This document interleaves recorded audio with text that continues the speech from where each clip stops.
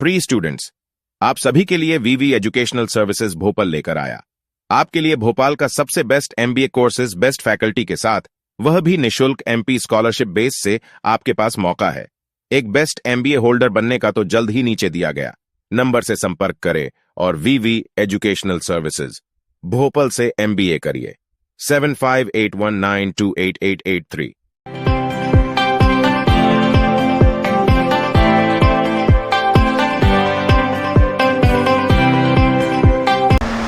Hello and welcome everyone to V V education services.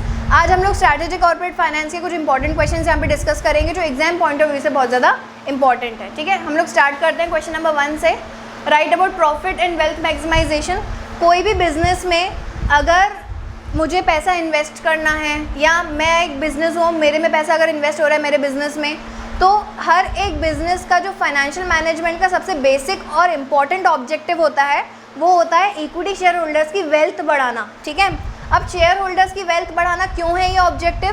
क्योंकि देखो maximum जो मेरे बिजनेस में कैपिटल होता है वो इक्विटी के थ्रू ही आता है, शेयर होल्डर्स के थ्रू ही आता है, शेयर होल्डर्स फंड ही होता है। तो वो अमाउंट अगर अगर मैं वेल्थ नहीं बढ़ा रही हूँ, अगर मैं शेयर होल्डर्स की लिविंग स्टैंडर्ड नहीं अच्छा कर रही हूँ, अगर मैं उनको बेनिफिट नहीं दे रही हूँ, तो मेरे जो आगे के और आने वाले इन्वेस्टर्स हैं या दूसरे इन्वेस्टर्स हैं वो बैकआउट कर जाएंगे। ठीक है, तो मेरे बिजनेस में किसी भी बिजनेस का फाइनेंशियल मैनेजमेंट का सबसे बेसिक और सबसे इंपॉर्टेंट ऑब्जेक्टिव एक ही होता है, to increase the wealth of equity share holders. और इक्विटी शेयर होल्डर्स की वेल्थ कैसे बढ़ेगी? प्रॉफिट बढ़ाकर। ठीक है, क्यों? क्योंकि अगर मेरे बिजनेस में प्रॉफिट बढ़ेगा तो ही मैं डिविडेंड पे कर पाऊंगी, डिविडेंड पे करूंगी तो ही उनकी वेल्थ बढ़ेगी, और डिविडेंड पे करूंगी तो मेरे बिजनेस की गुडविल होगी, तो मार्केट वैल्यू भी। देखो हर एक शेयर होल्डर जो है वो दो तरीके से कमाता है। एक डिविडेंड जो कि प्रॉफिट होने के बाद उसका हिस्सा मिलता है हर शेयर होल्डर को, कंपलसरी नहीं होता ऑल्दो बट स्टिल मिलता है। ठीक है, और दूसरा जो है वो है मार्केट वैल्यू। तो दोनों ही चीज़ों से जो है शेयर होल्डर्स को बेनिफिट होगा और उससे उनकी वेल्थ बढ़ जाएगी। तो इसमें आपको प्रॉपरली इन सब पॉइंट्स को एक्सप्लेन करना है। ठीक है, moving on to next question. Write about rights and bonus issue.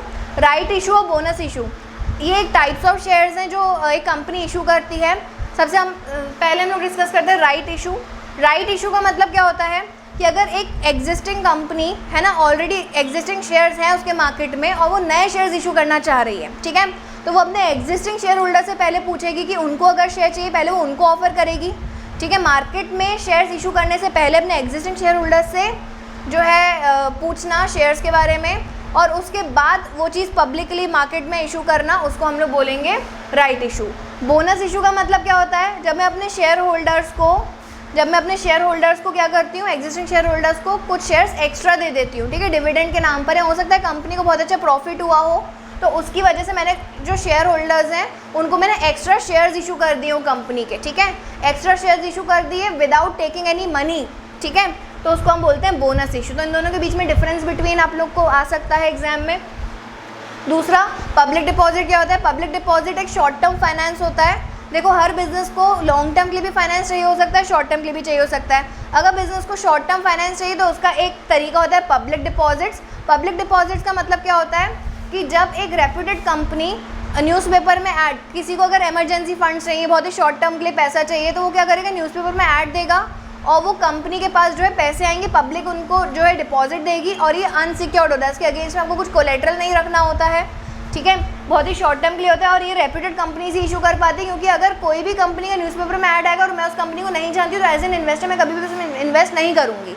तो पब्लिक डिपॉजिट जो सोर्स है वो रेप्यूटेड कंपनीज मोस्टली यूज़ करती है फॉर शॉर्ट टर्म फंडिंग। दूसरा है जॉइंट वेंचर। जॉइंट वेंचर का मतलब क्या होता है? जब दो बिजनेसेस आपस में ज्वाइन होकर एक साथ बिजनेस करते हैं, अपने रिसोर्सेज हर तरीके के, financial resources, physical resources, human resources, सब चीज़ों को कंबाइन करके जब वो लोग एक बिजनेस बन जाते हैं उसको हम लोग जॉइंट वेंचर बोलते हैं। तो इसमें आप जैसे आपको जॉइंट वेंचर से एक टॉपिक आ गया, शॉर्ट नोट या कुछ, तो इसके साथ आप उसके फीचर्स, मेरिट्स, डीमेरिट्स सारी चीज़ें लिख सकते हैं। इसके मेरिट्स क्या हो जाएंगे? रिसोर्सेज की कोई कमी नहीं रहेगी।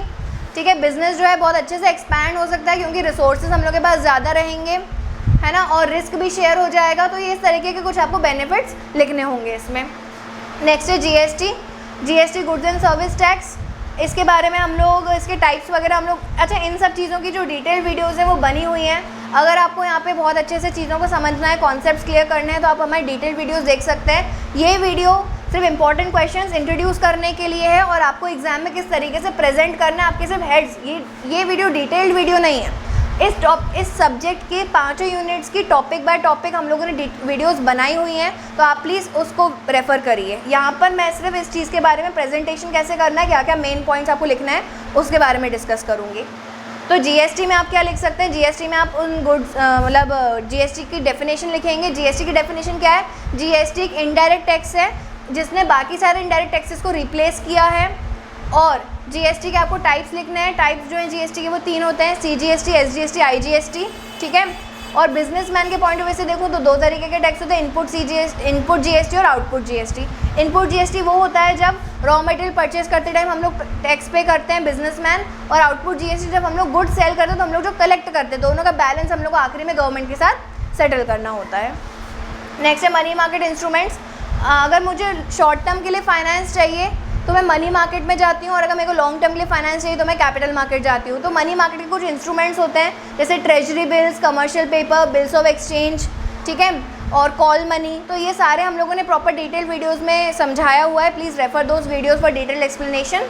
तो इस तरीके से आपको मार्केट इंस्ट्रूमेंट्स, जो मनी मार्केट इंस्ट्रूमेंट्स सारे एक एक करके एक्सप्लेन करने हैं। Next, difference between tax planning and tax management. दोनों ही बहुत ही अलग चीज़ें होती है। टैक्स प्लानिंग का मतलब होता है कि टैक्स मुझे कब कितना पे करना है, ठीक है, और यहाँ पे मैं सारी ट्राई करती हूँ कि मैं टैक्स कम से कम पे करूँ, जितने मेरे पास लीगली सेक्शंस अवेलेबल हैं कि यार हाँ ये एक्सपेंसेस में जो है विड्रॉ कर सकती हूँ, ये एक्सपेंसेस में नहीं शो करूँगी, टैक्स डिडक्टेबल है, तो वो सारी चीज़ें टैक्स प्लानिंग में आती हैं। टैक्स मैनेजमेंट का मतलब क्या होता है कि मैं एक तरीके से टैक्सेस को कब पे कर रही हूँ, उसको मैं उसमें मैं और कौन कौन से एलिमेंट्स ऐड ऑन कर सकती हूँ। टैक्स मैनेजमेंट बेसिकली सिर्फ बहुत ज़्यादा डिटेल नहीं होता है, टैक्स प्लानिंग डिटेल्ड होती है, जिसमें मैं सारे डिडक्शंस वगैरह के बारे में पढ़ती हूँ, सारे डिडक्शंस देखती हूँ, सारे एड-ऑन्स देखती हूँ, क्या क्या होने चाहिए, किस तरीके से टैक्स कम किया जाए, वो सारी टैक्टिक्स जो है सारी टैक्स प्लानिंग में आती है। टैक्स मैनेजमेंट जो है एक तरीके से थोड़ा सा ब्रॉडर टर्म है, जिसमें टैक्स प्लानिंग तो आएगी ही, साथ में हम लोग जो है चीज़ों को कंट्री लेवल पर भी देखते हैं यहाँ पर, ठीक है, कि टैक्सेशन कितना चल रहा है, कितना मैं अपने बिजनेस में बचा सकती हूँ, कितना मैं दूसरी जगहों पर इन्वेस्ट कर सकती हूँ। ये सारा आपको जो है टैक्स मैनेजमेंट में आ जाता है। तो these were the important questions of strategic corporate finance. I hope video is clear. Thank you for watching the video.